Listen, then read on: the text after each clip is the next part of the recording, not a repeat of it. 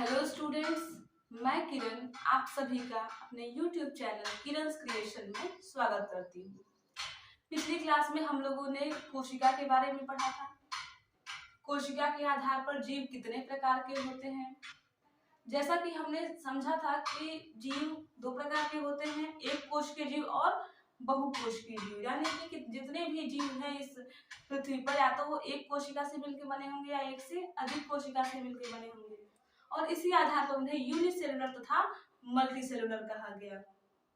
और वायरस के बारे में पढ़ा था हमने कि जो वायरस होते हैं वो ना तो सजीव होते हैं ना तो निर्जीव होते हैं, यानी कि वो सजीव और निर्जीव के बीच की कड़ी होते हैं, यानी कि link between plants and animals. और वो अकोशिकीय होते हैं। जब उन्हें कोशिका कोई अगर सजीव कोशिका मिल जाती है तो वो सजीव की तरह बिहेव करते हैं, और अगर उन्हें कोई निर्जीव कोशिका मिलती है तो वे निर्जीव की तरह बिहेव करते हैं। आज उसके आगे देखते हैं। आज हम देखेंगे कोशिका सिद्धांत क्या है। कोशिका सिद्धांत में कुछ वैज्ञानिकों का नाम है मैथियास स्लाइडेन। स्लाइडेन ने बताया 1838 में 1838 में इन्होंने बताया कि जितने भी प्लांट्स हैं, all plants are made of cells। सभी प्लांट्स यानी जितने भी पादप हैं सभी कोशिका से मिलकर बने हुए हैं। और उसके आगे 1838 में 1839 में बताया थियोडोर श्वान ने all animals are made of cells, यानी ऑल एनिमल्स सभी एनिमल्स जो हैं कोशिका से मिलकर बने हुए हैं। इन्हीं और रुडोल्फ विर्चो है, इन्होंने बताया all sales comes from pre existing cells, यानी जितनी भी कोशिकाएं हैं सब पूर्ववर्ती कोशिकाओं से मिलकर बनी हुई हैं, यानी पहले की कोशिकाओं से। इन्होंने सेल डिवीजन के बारे में भी बताया कि कोशिका विभाजन होता है और जितनी भी कोशिकाएं हैं वो सब पहले से उपस्थित कोशिकाओं से मिलकर बनी हुई है। मीन्स ये कि जैसे ये अगर कोई कोशिका है, इसका ये केंद्रक है, तो ये कोशिका विभाजन करेगी, केंद्रक विभाजन होगा, कोशिका विभाजन होगी, और ये दो कोशिकाएं मिलकर बन जाएंगी, और फिर इससे भी आगे विभाजन होता जाएगा और जो है कोशिकाएं बनती जाएंगी। जैसे हम अगर छोटे से बड़े होते हैं तो ये कोशिका विभाजन के कारण ही हमारी वृद्धि होती है। और इन्हीं को मिला के कहा गया कोशिका सिद्धांत। इन्हें ही कहा गया सेल थियरी, यानी कि कोशिका सिद्धांत।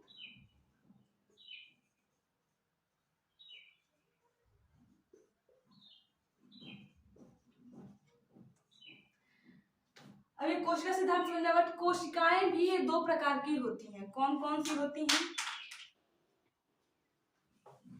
सॉफ्ट सेल,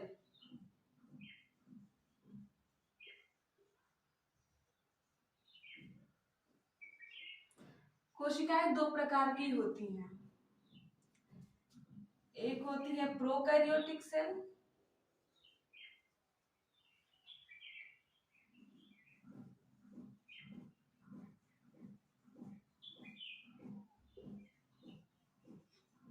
इनको प्रतिकेंद्रकीय कोशिका भी कहते हैं हिंदी में, और यूकैरियोटिक सेल।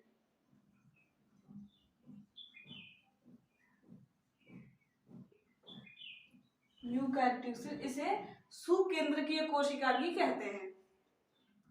जो प्रोकैरियोटिक शब्द है इसमें दो शब्द हैं, प्रो और कैरियोटिक।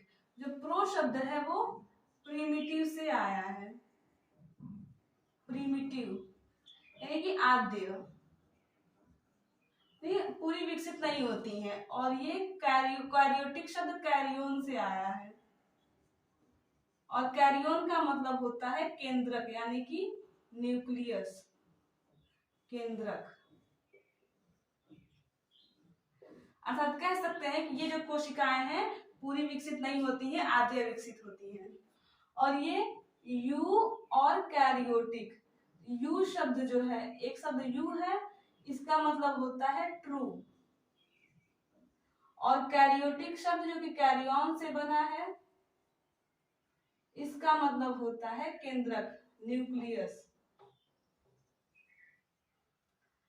यानी कि इसमें सत्य केंद्रक पाया जाता है। अर्थात कह सकते हैं कि जो प्रोकैरियोटिक सेल होती हैं ये अविकसित होती हैं, अर्ध विकसित होती हैं, आद्य विकसित होती हैं। आद्य विकसित होती हैं ये, आद्य या अविकसित भी कह सकते हैं।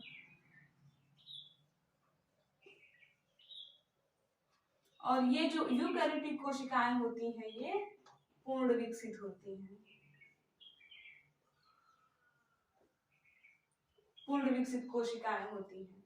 ये हमारा यूकैरियोटिक और प्रोकैरियोटिक कोशिका है। अगर इसका हम एग्जाम्पल देखेंगे, इसमें बैक्टीरिया आते हैं,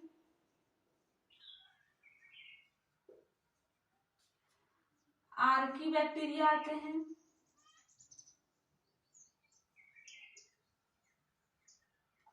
ब्लू ग्रीन एल्गी आते हैं।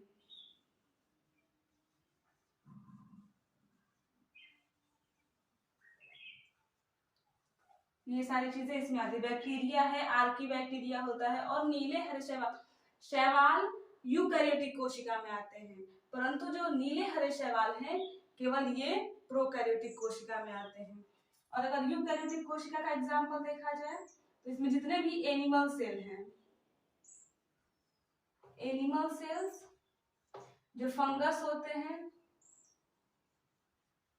फंजाई जिसको कवक कहते हैं, और जो एल्गी होते हैं, ये सब जो है आते हैं यूकैरियोटिक कोशिका में। अब वायरस के बारे में पढ़े थे हम लोग। ये क्या होते हैं? एसेलुलर होते हैं, यानी कि अकोशिकीय।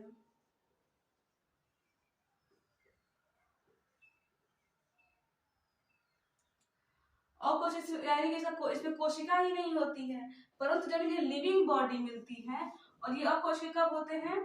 जब इन्हें नॉन लिविंग बॉडी मिलती है।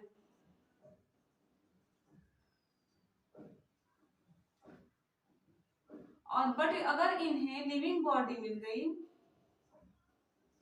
अगर इन्हें लिविंग बॉडी मिल गई तो ये भी लिविंग हो जाएंगे। फिर किस तरह की सेल होंगे ये? तब जो है ये, अगर ये इनके साथ ऐसा है कि अगर ये प्रोकैरियोटिक कोशिका में जाते हैं तो ये प्रोकैरियोटिक बन जाते हैं, और अगर इन्हें किसी यूकैरियोटिक कोशिका, कोई यूकैरियोटिक कोशिका मिल गई तो ये जो है यूकैरियोटिक बन जाते हैं। अर्थात ये कह सकते हैं कि अगर ये बैक्टीरिया की सेल में चले गए, अगर ये बैक्टीरिया में चले गए तो ये प्रोकैरियोटिक कोशिका वाले हो जाएंगे वायरस, और अगर ये किसी एनिमल सेल में चले गए तो ये यूकैरियोटिक बन जाएंगे।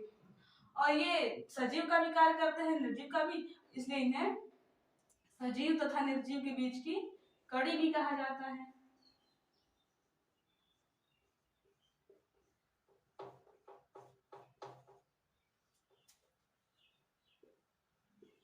सजीव तथा निर्जीव के बीच कड़ी, यानी कि link between living and non living.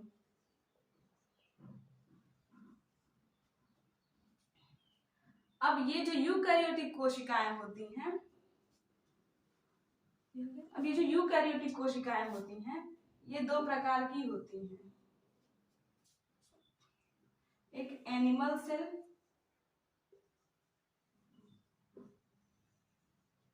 और प्लांट सेल। जितने भी एनिमल सेल होते हैं ये एनिमल सेल्स, अब ये ऑटो हेटेरोट्रॉप्स होते हैं,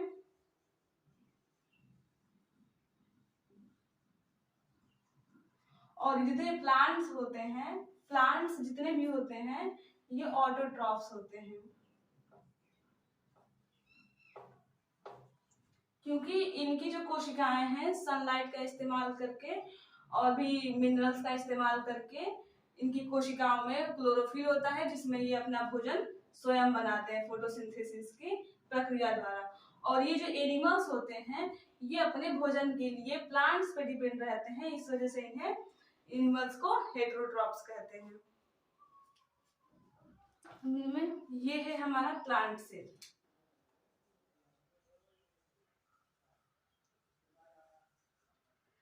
प्लांट सेल में ये जो सबसे बाहरी लेयर होती है उसको कहते हैं सेल वॉल, और ये सेल वॉल केवल प्लांट सेल में होती है, एनिमल सेल में नहीं पाई जाती।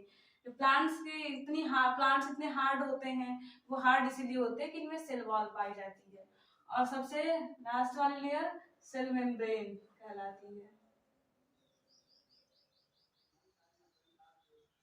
इसको कोशिका भित्ति कहते हैं।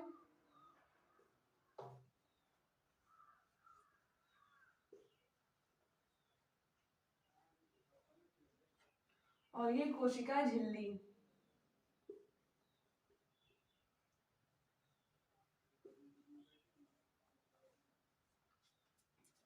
और जो ये वाला भाग है इसको वैक्यूल कहते हैं,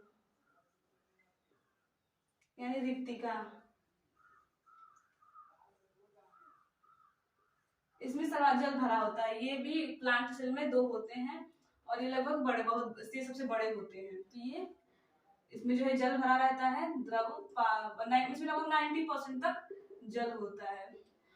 कोशिका के अंदर द्रव्य भरा रहता है जिसको साइटोप्लाज्म कहते हैं। और एक द्रव्य होता है केंद्रक के अंदर, इसको कहते हैं केंद्रक द्रव्य यानी कि न्यूक्लियोप्लाज्म।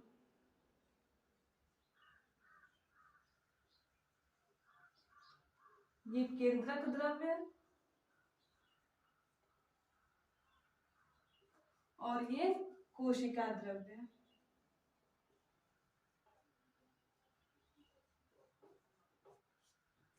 और ये जो बीच वाला भाग है इसका केंद्रीय भाग, ये हमारा केंद्रक है, न्यूक्लियस है। और ये पूरी कोशिका को नियंत्रण करता है, इस वजह से इसको कोशिका का नियंत्रण कक्ष भी कहते हैं। ये हमारा माइटोकॉन्ड्रिया है।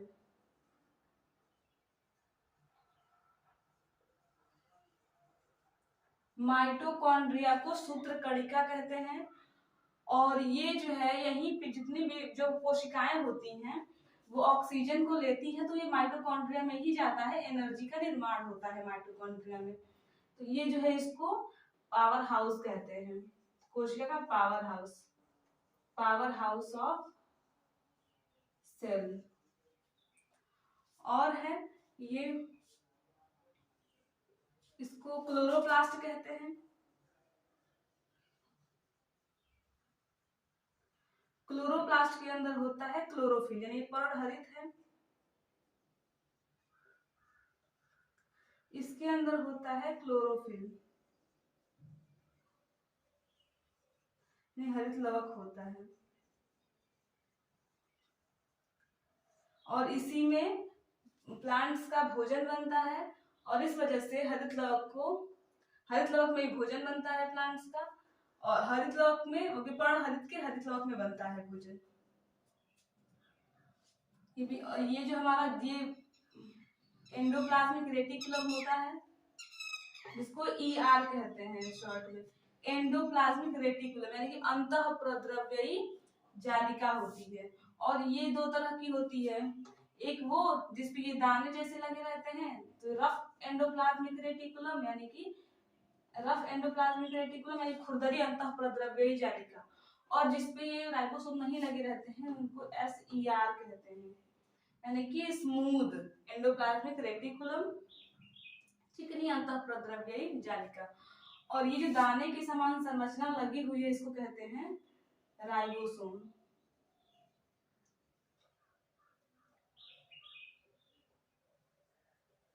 और यहाँ पे प्रोटीन, ये जो राइबोसोम है यही प्रोटीन का निर्माण होता है, इस वजह से इसको प्रोटीन फैक्ट्री कहते हैं।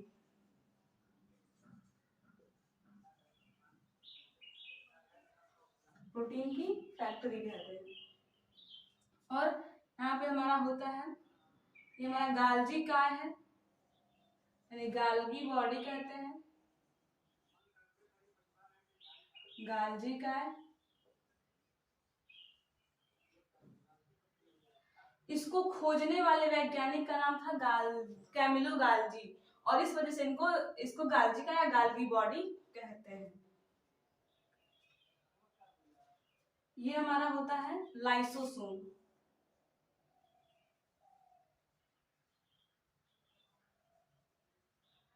लयनकाय, ये जो है इसके अंदर ढेर सारे पाचक एंजाइम्स होते हैं, और ये कभी कभी जब फट जाती है तो ये अपनी पूरी कोशिका को ही मतलब का ही पाचन कर जाती है। इस वजह से इसको बोलते हैं कि कोशिका की आत्महत्या की थैली, यानी सुसाइडल बैग।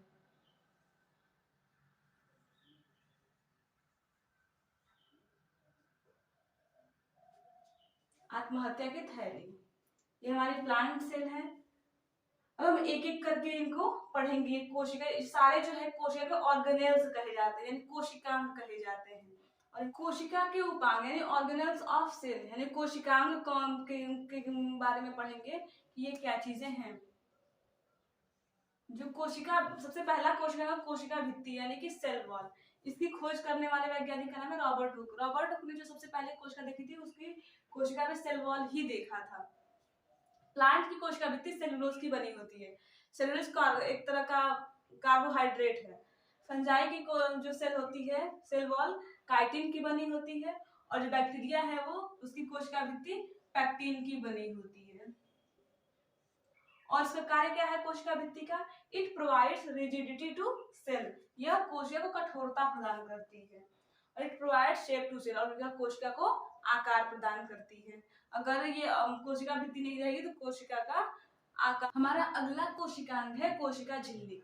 ये कोशिका झिल्ली जो है सभी कोशिकाओं में पाया जाता है, ऑल सेल्स में, सभी टाइप की सेल्स में। और इसकी खोज करने वाले साइंटिस्ट का नाम भी है रॉबर्ट हुक।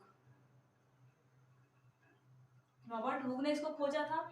और ये जो कोशिका झिल्ली होती है वो प्लांट सेल में भी और एनिमल सेल में दोनों में पाई जाती है, जबकि कोशिका भित्ति यानी कि सेल वॉल केवल और केवल प्लांट सेल में पाई जाती है।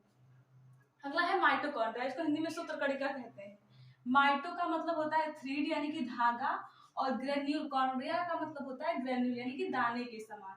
यह जो है कोशिका में दाने के समान जो है धागे के रूप में पड़ी रहती है। इसकी खोज जो है कोलिकर ने किया था, और जो कीट होते हैं, कीटों की रेखित पेशियों में किया था।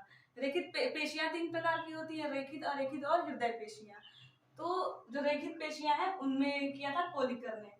इनका और इसका नाम देने वाले साइंटिस्ट का नाम है रिचर्ड अल्टमान और बेंडा। रिचर्ड अल्टमान ने इसे बायोप्लास्ट नाम दिया था, और आगे चल के बेंडा ने इसे माइटोकॉन्ड्रिया नाम दिया। सी बेंडा, माइटोकॉन्ड्रिया नाम दिया इन्होंने। इसे पावर हाउस ऑफ सेल कहते हैं, क्योंकि यहाँ पे एनर्जी का निर्माण होता है। जो कोशिकीय श्वसन होता है यानी सेलुलर रेस्पिरेशन, यह कोशिका में ही होता है। और यहाँ से जैसे अगर ये हमारी कोशिका है तो ये इसमें माइटोकॉन्ड्रिया है। जब ऑक्सीजन जाती है कोशिका में तो सबसे पहले तो जाएगी जीव द्रव्य कोशिका द्रव्य में। ये कोशिका द्रव्य में जाती है तो यहाँ पे जो शोषण होता है, यहाँ से केवल 2 एटीपी बनते हैं, 2 एटीपी ऊर्जा बनती है। लेकिन जो कोशिकीय शोषण होता है कोशिका के अंदर माइटोकॉन्ड्रिया में जाता है, यहाँ से जो है 36 एटीपी ऊर्जा बनती है। तो ये जो है कोशिकीय श्वसन, यहाँ पे कोशिकीय श्वसन होता है माइटोकॉन्ड्रिया में यानी सेलुलर रेस्पिरेशन, और यहाँ पे ऊर्जा का निर्माण होता है, इस वजह से इसे पावर हाउस ऑफ सेल कहते हैं, यानी कोशिका का ऊर्जा गृह। कुछ ऐसी कोशिकाएं हैं जहाँ पे माइटोकॉन्ड्रिया नहीं पाया जाता, एक्सेप्शन है। आरबीसी है, प्लेटलेट्स है और स्पर्म है, इसमें जो है माइटोकॉन्ड्रिया नहीं होता है। और जो डीएनए ही माइटोकॉन्ड्रिया में हमारा डीएनए भी पाया जाता है, deoxyribose nucleic acid. Ribosome, ribosome की खोज करने वाले वैज्ञानिक का नाम है जॉर्ज पैलेट। जॉर्ज पैलेट ने राइबोसोम की खोज की थी। और ये जो है आप प्रोटीन का सिंथेसिस होता है, यानी प्रोटीन निर्माण जो है राइबोसोम में ही होता है। 2 टाइप्स के होते हैं ये, एक 70S होता है और ये 80S होता है। जो 70S होता है वो प्रोकैरियोटिक सेल में पाया जाता है, और जो 80S होता है वो यूकैरियोटिक सेल में पाया जाता है।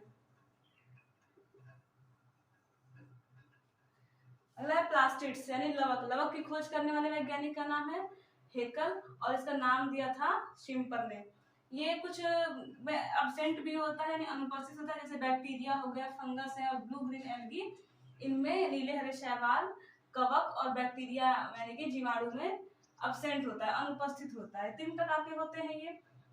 ल्यूकोप्लास्ट है यानी कि अवर्णी लवक, क्लोरोप्लास्ट यानी कि हरित लवक, क्रोमोप्लास्ट यानी कि वर्णी लवक। जो अवर्णी लवक होता है यानी कि इसमें रंग नहीं होता, ये रंगहीन होता है, जो कि जड़ों और तनों में पाया जाता है। और क्लोरोप्लास्ट हरित लवक, ये भोजन बनाने के लिए इसमें पर्णहरित जिसमें भोजन बनता है, ये पत्तियों में पाया जाता है। और वर्णी लवक यानी क्रोमोप्लास्ट जो है वो फलों और फूलों में पाया जाता है। गाल्जी बॉडी, इसकी खोज जो है कैमिलो गॉल्जी ने किया था। इसे क्वेश्चन का ट्रैफिक पुलिस कहते हैं।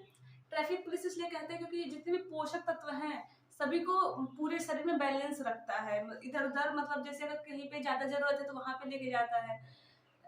तो ये इसलिए इसको ट्रैफिक पुलिस ऑफ सेल कहते हैं। किडनी ऑफ सेल, क्योंकि ये मतलब कभी कभी ऐसा होता है कि ये टॉक्सिसिटी मतलब जो टॉक्सिसिटी होती है यानी जो भी विषाक्तता होती है शरीर में उसको भी बैलेंस करता है, इस वजह से इसको किडनी, उसको शरीर से बाहर करता है, इस वजह से इसको किडनी ऑफ सेल कहते हैं। अगला है एंडोप्लाज्मिक रेटिकुलम यानी कि अंतःप्रद्रव्यी जालिका।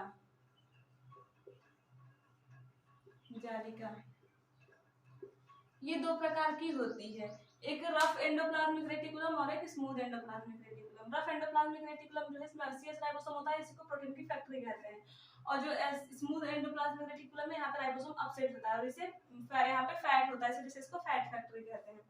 अगला लाइसोसोम यानी लयन का, इसकी कोई डी डुबे ने की थी, इसे सुसाइडल बैग कहते हैं क्योंकि ये जो है ये पैथोजेंस को किल करते हैं, जो रोगजनक होते हैं उनको इसके अंदर कुछ पाचक एंजाइम्स होते हैं और उसका इस्तेमाल करके ये जो पैथोजेंस है उनको किल करता है, मारता है।